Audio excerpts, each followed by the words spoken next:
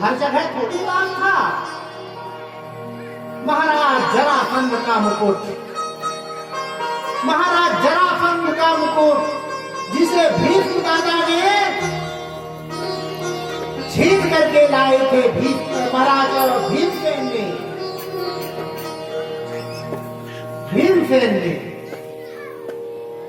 आज उसी मुकुट की ओर महाराज परीक्षित की नजर पड़ी। कहा यह मुकुट कितना अच्छा है, आज इसी मुकुट को अपने कपाल मध्य में धारण करके आखेट करने के लिए जाऊंगा। और धारण कर लिया और शिकार करने के लिए चले गए।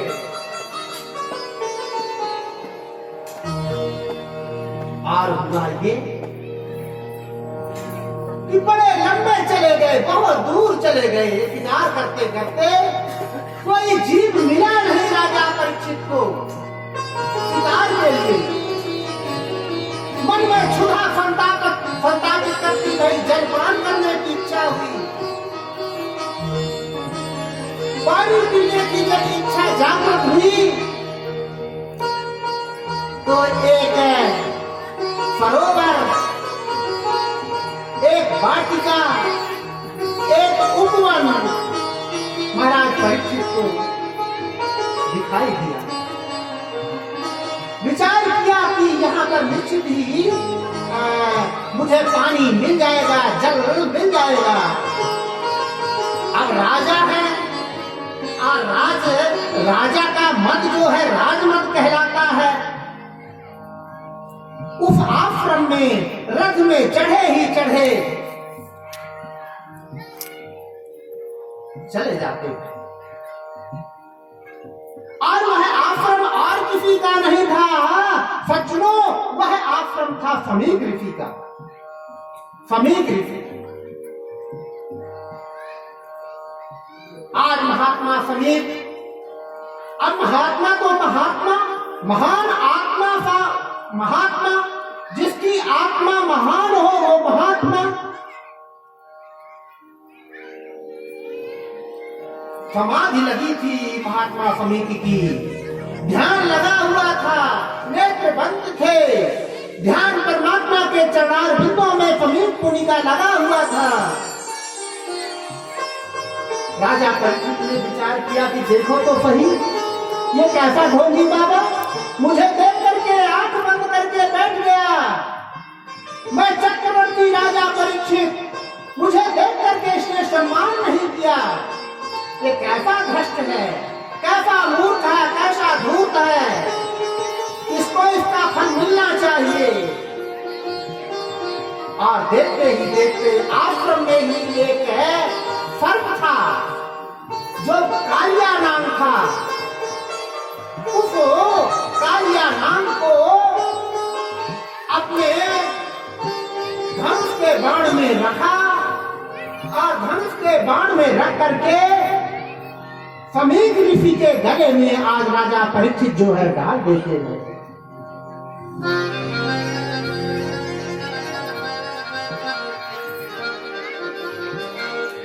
निद्रा, ध्यान, आज महाराज महात्मा समीप जो है ध्यान मग्न है, हरि के चरणों में लगे हुए हैं, हरि चरणों में हरि नाम संकीर्तन में लगे हुए हैं। ध्यान भंग हुआ। इधर कोई मित्र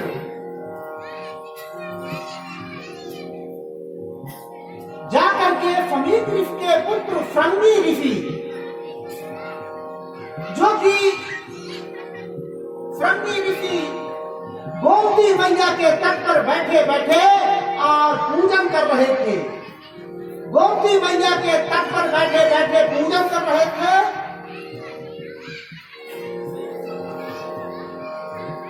आश्रम का ही एक शिष्य जिसका नाम था गौरमुख, वह आश्रम का ही एक शिष्य जिसका नाम था गौरमुख, वह गौरमुख भागा भागा भागा भागा श्रृंगी ऋषि के पास, लोमस ऋषि के बेटे श्रृंगी ऋषि के पास गया और जाकर के कहा कि भैया भैया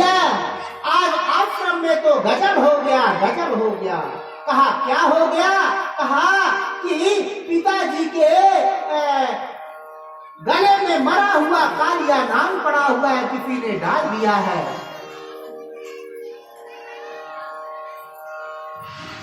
और बस ऐसा ही सुनना था, और सुनते ही वही गोमती का जल लिया। फ्रंगिलिस ने गोमती का जल लिया अंजलि में और लेकर के श्राप दे दिया। अरे धष्टो, अरे धष्ट, अरे मूर्ख, तूने ये क्या किया?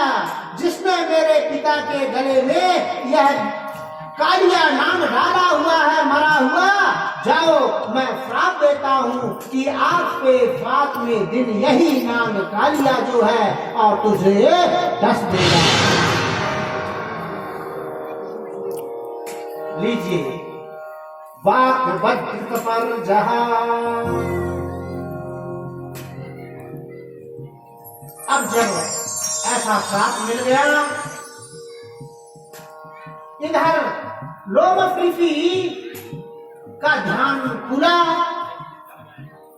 महाराज फ्रंगी, बेटा फ्रंगी भागते भागते पिता लोमश ऋषि के पास आए और रोने बिलखने लगे। कहा कि महाराज ये किसने आपके साथ ये दुर्गति किया? इधर महाराज परीक्षित जो हैं आखेट करके अपने आश्रम, अपने पुरी को चले जाते भय। जैसे ही माथे में रखा हुआ वह मुकुट उतारा, महाराज परीक्षित को ध्यान आया कि वाह रे प्रभु, आज तूने मेरे से क्या अन्याय करवाया। सब कुछ मालूम हो गया महाराज परीक्षित को। और कहा कि अरे फ्रंगी जिसने तो 7वें दिन मुझे मरने का श्राप दिया है कालिया नाम के काटने से, मुझे तो तत्क्षण ही मेरी मृत्यु हो जाना चाहिए। एक विधाता तुम मुझे माफ क्यों कर दिया है? एक परमात्मा तुमने मुझे माफ क्यों कर दिया है? मैं तो माफ करने के लायक नहीं था। मैंने एक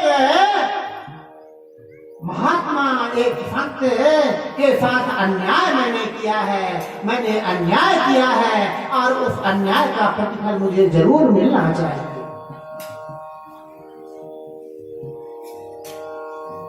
इधर महाराज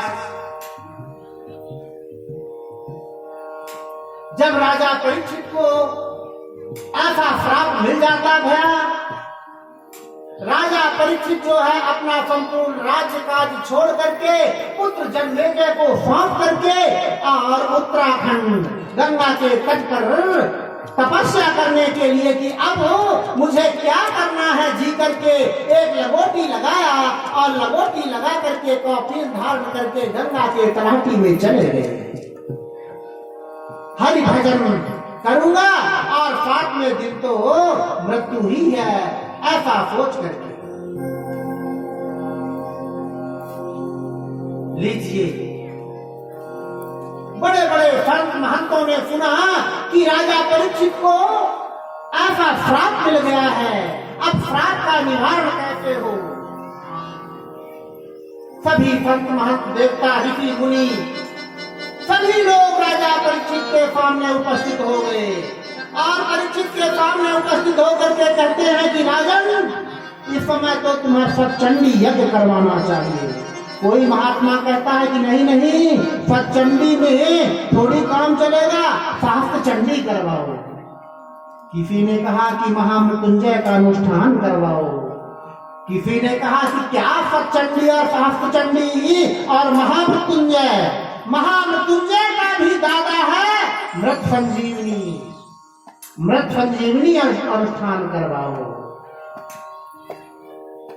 लेकिन किसी ने कहा कि नहीं नहीं, ये इनसे कुछ काम होने वाला नहीं है। कहा क्या होना चाहिए? कहा कि ये तो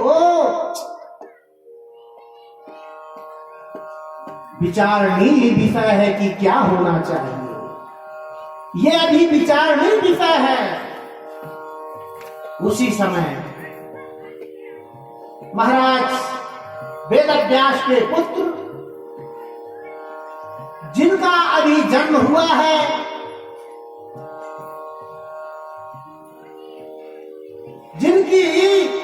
जिनका नाड़ा नहीं कटा है, जो केवल केले की छाल ही धारण किए हुए हैं, यम प्रवजन मनुपे तंपे सुप्रत्यम,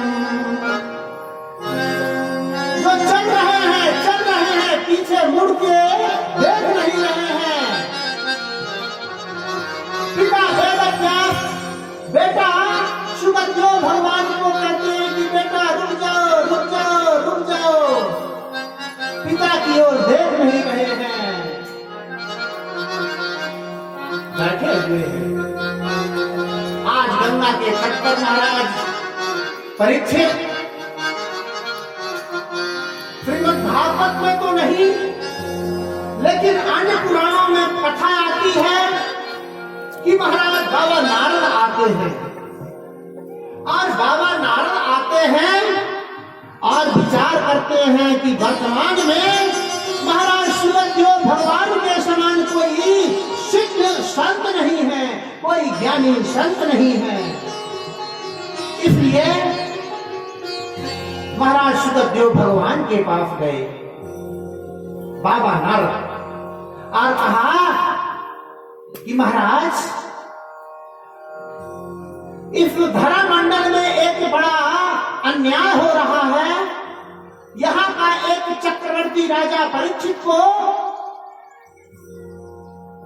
लोमस ऋषि के बेटे संगी ऋषि के द्वारा श्राप दे दिया गया है, बड़ा अन्याय हो जाएगा, उसका कुछ उपार्जन करिए। कहते हैं कि महाराज सुगंधो भगवान कहते हैं कि अरे सुनो बाबा नारद हटाओ, अरे उसने अन्याय किया है, राजा परीक्षित ने महात्मा के गले में मरा हुआ सर्प डाला है, तो श्राप तो मिलना ही चाहिए। बाबा नारद ने विचार किया कि देखो तो, अरे सुगंधो भगवान कैसे मना कर दिए? नहीं महाराज, ऐसा उचित नहीं है। मैं एक बात पूछना चाहता हूं, बताइए आप मुझे कि ये भवन बना हुआ है महाराज, अब भवन है, मकान के सामने एक कुआं है और एक अंधा व्यक्ति अपने मकान में रह रहा है, मकान से निकला और कुएं में जाकर के वो अंधा व्यक्ति गिर गया, और बगल में जिसके आंख है वो देख रहा है, अंधे को बता नहीं रहा कि महाराज ये कुआं है, आप गिर जाएंगे। तो बताइए पाप किसको लगेगा? महाराज सुगंधो भगवान ने कहा कि उस व्यक्ति को पाप लगेगा जो बताया नहीं। कहा बस यही तो मैं कहता हूं महाराज कि आप ज्ञानी हैं, संत हैं, सिद्ध हैं, महात्मा हैं, एक काम करिए ना, राजा परीक्षित के उद्धार का कारण जो है, राजा परीक्षित का उद्धार कैसे हो? 5 दिन है, 5 दिन में उनको मोक्ष कैसे मिले, आप बताइए तो सही। आज सुगंधो भगवान महाराज बाबा नारद के कहने पर वह गंगा के किनारे गए हैं और जाकर के जब जैसे ही पहुंचते हैं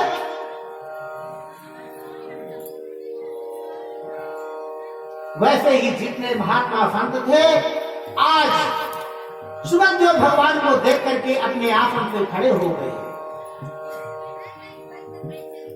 संत महंत लोग जो है सुगंधो भगवान की जय हो, सुगंधो भगवान की जय हो, सुगंधो भगवान की जय हो, जयकारा लगाने लगे। और देखते ही देखते आज सुगंधो भगवान ने राजा परीक्षित को श्रीमद् भागवत जी की कथा का रसपान कराया। राजा परीक्षित ने पूछा कि महाराज आपकी जय हो, मेरे बड़े भाग्य जो आपके दर्शन मिले। महाराज मैं तो ये जानना चाहूंगा कि एक वर्ण धर्मा व्यक्ति को क्या करना चाहिए, मरते हुए व्यक्ति को क्या करना चाहिए, प्रभु मुझे बताइए। कहा कि सप्ताह श्रवणे मुक्ति ही। राजा ये एक सप्ताह तक श्रीमद् भागवत जी की कथा को सुन लो, तेरा मोक्ष हो जाएगा, मोक्ष हो जाएगा, मोक्ष हो जाएगा। बोलो राधे राधे राधे राधे। आगे की कथा है, देवी कुंती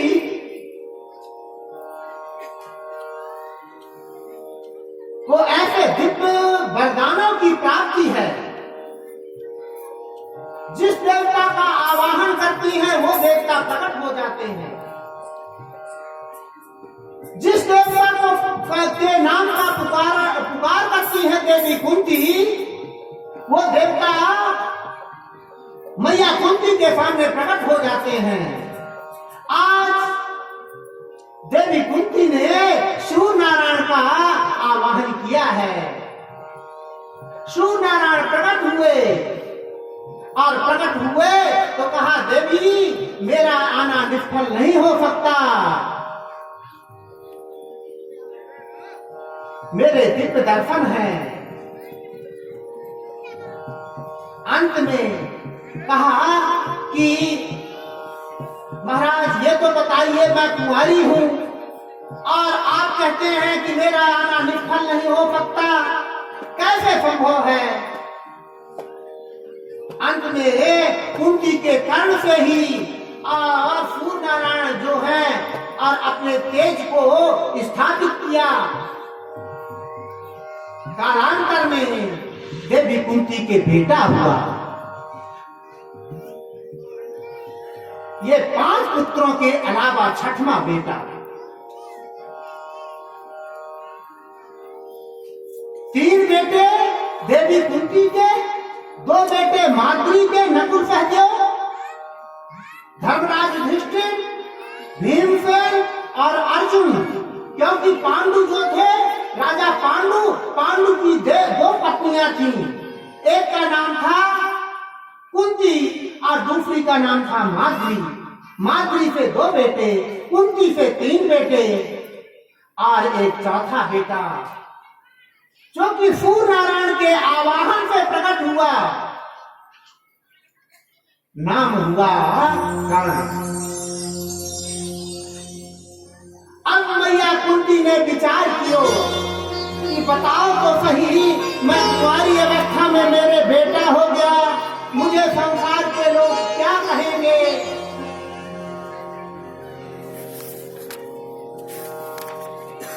एक संदूक निकाला, एक पेटी निकाला और पेटी में बंद करके देवी कुंती ने और यमुना जी में प्रवाहित कर दिया।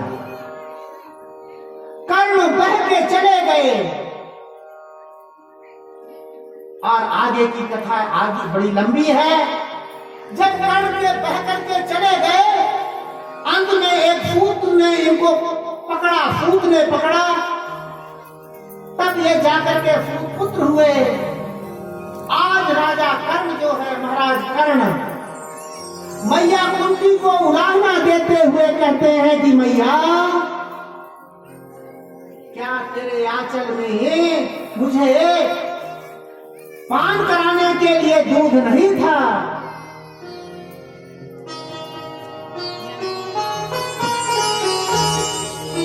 मैया क्या मैं तुम्हारा बेटा नहीं था।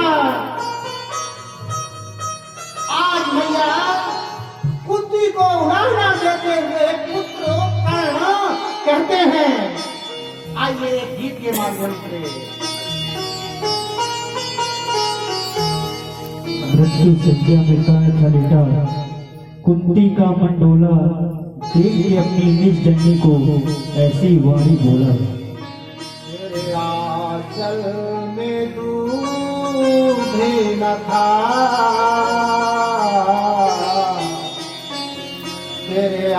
आंचल में दूध न था, माँ मुझको पिलाने को। तेरे आंचल में दूध न था, माँ मुझको पिलाने को।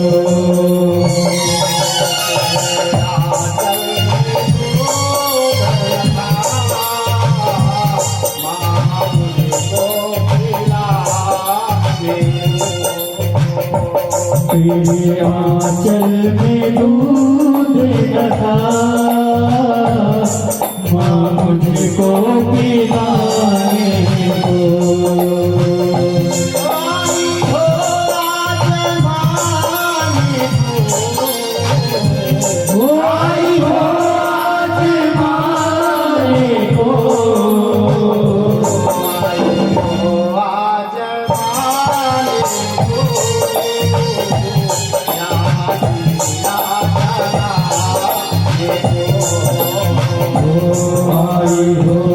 आजमाने को, आज मेरा चलाने दो।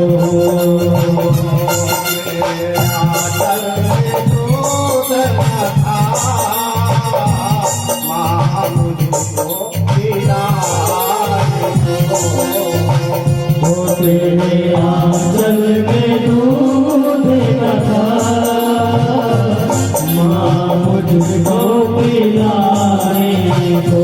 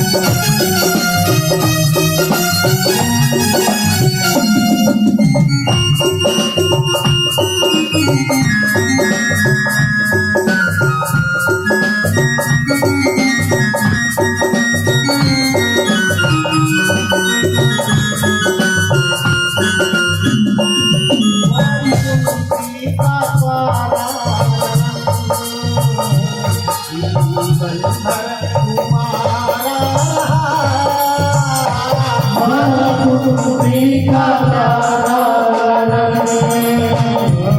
जीवन भर तुम्हारा हमारी कुंती का प्यारा जीवन भर तुम्हारा हमारी कुंती का प्यारा जीवन भर तुम्हारा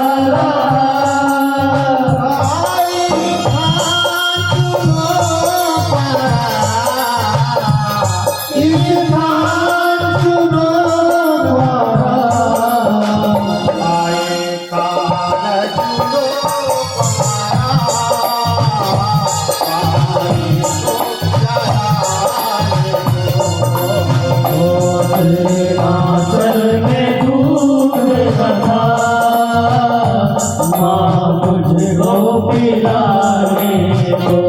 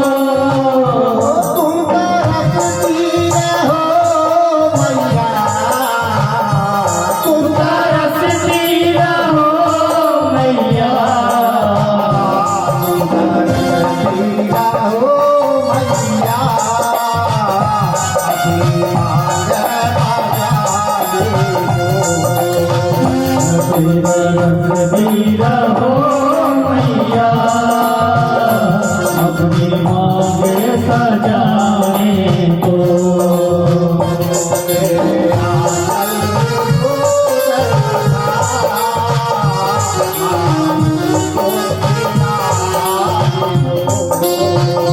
तेरे आंचल में दूध लगा, माँ मुझको पिला